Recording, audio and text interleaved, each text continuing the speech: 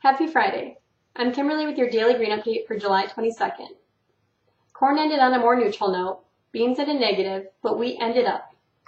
Corn ended at $3.36 for old crop and $3.43 for new crop. Many parts of the Corn Belt got rain last night and will continue to do so throughout this weekend.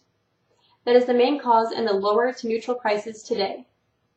There are new expectations that this year's yield will be 1 to 10 bushels higher than the trend. Beans ended down 26 cents for old crop at $10.08. New crop ended down 24 cents at $9.89. The weather is looking favorable for the crop, potentially causing a higher yield.